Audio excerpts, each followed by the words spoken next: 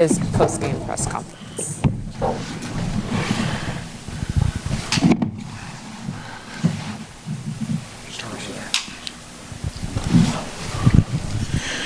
Kawhi, you came back into the game. It was a three-point game in the fourth quarter, and I believe up until the layup at the end, you only took about one shot. Ty credited the way that Draymond, his physicality, and the way that they were swarming and blitzing you in pick and rolls. Just kind of wondering, what beyond that, like, did they do anything that really kind of limited the ability for you to kind of get off more shots? That was it right there.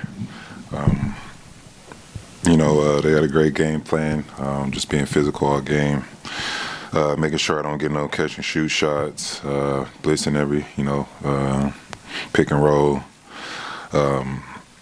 getting in the post, seeing two bodies. And then, Draymond, Hall of Fame defender. It was hard to even get shots up. And then I have to ask, you're going into the last year of the contract that you signed a couple years ago with the team. You are extension eligible. I was just wondering, is this a place that you would like to stay going forward into the future? Let me cry about this loss a little bit more. We're going to have our discussions when that time comes. Kawhi, this season has presented a ton of unique challenges for you and the organization. I'm curious as to how you've had to evolve and develop as a leader. It was a situation I haven't been in before. Earlier in the season, losing a lot of games in a row. And then, just trying to pick guys' heads up and, make them want to come in and work every day and still have like a competitive spirit. And I think we all did a good job of trying to fight and at least get to this point. We could have let it go and, not been in the play-in, but we kept fighting all year and, we made some strides, but obviously it wasn't good enough. Kawhi, what was Ty's message to you after the game, and how do you just, in the moment now, explain what happened out there? You guys are up 13-9 to go. You had about an 84% chance of winning that game with about 3.5 to go. It happens throughout the whole season. I think we've lost games like that before. We won games like that before. So, like I said before, the Warriors got championship pedigree over there. Steph Curry came in knocking down shots. Al Horford hitting big shots in transition. They played great defense, and they won the game. They deserve it.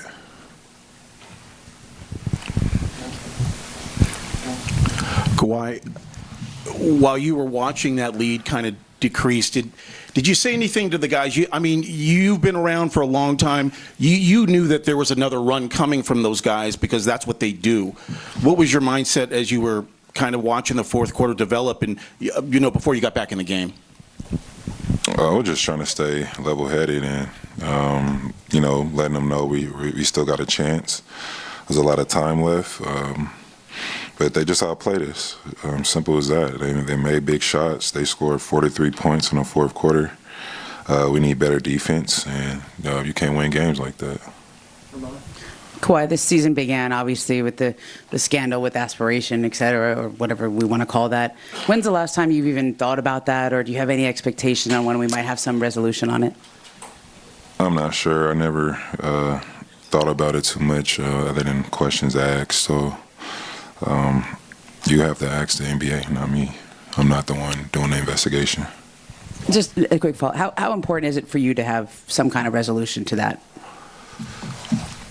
I think that we're going to be in the clear, like I told you before. So I'm not stressing it.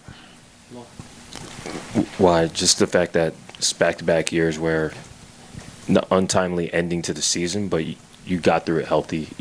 We were able to enter these off seasons 100%. Like, how long do you want to keep doing this? How long do you, put your body out there and say, like, I can play at this level, so I'm going to keep going with it?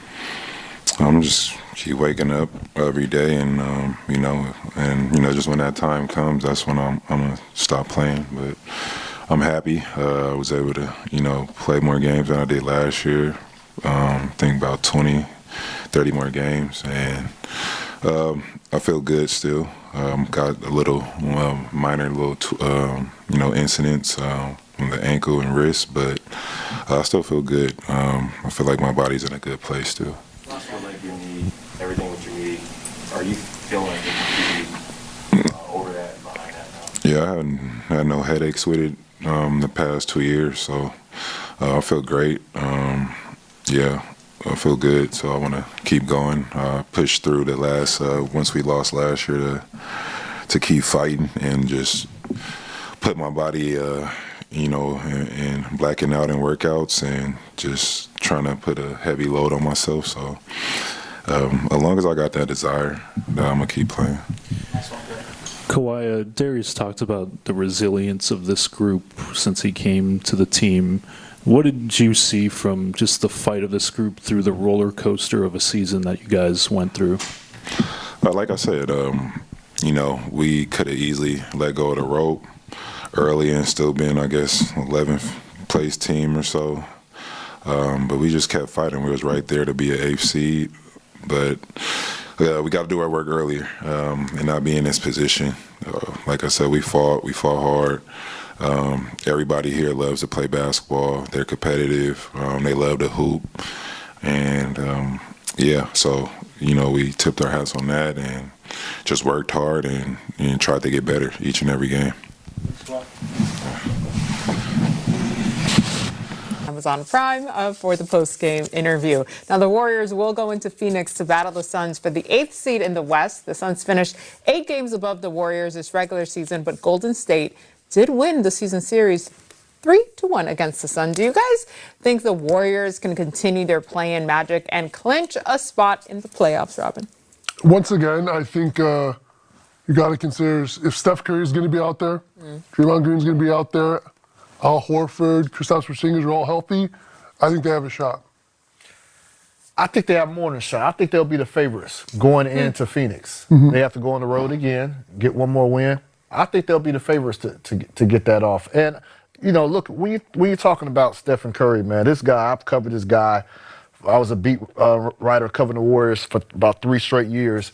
And the level of preparation that he puts into his game, his body, his mentality, he's up there with LeBron James and guys like that who I've covered in this league. And I'm not surprised by anything that he's doing right now, even at this age.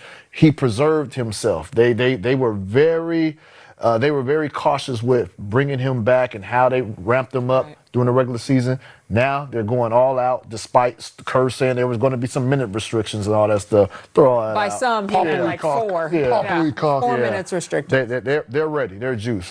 They'll be the favorites going into that game. Yeah, I think the statement they made tonight speaks volumes for sure, Robin. Why do you think they're the favorites against the Suns when they weren't necessarily against the Clippers? Because I'm going off of, Steve Kerr likes to play games, like play mind games, right? So if guys are still on minute restrictions, that means guys typically probably aren't themselves yet, yes. Right? And so he's in mid-season form now. Draymond is in mid-season form. The way he was guarding Kawhi all game long. So if they're ready like that, Kristaps Porzingis, I got to take them. No question. All right, let's take a look at the bracket as it stands now with tonight's game complete. We're getting closer and closer to the official start of the playoffs, which is April 18th. We'll take a quick break here.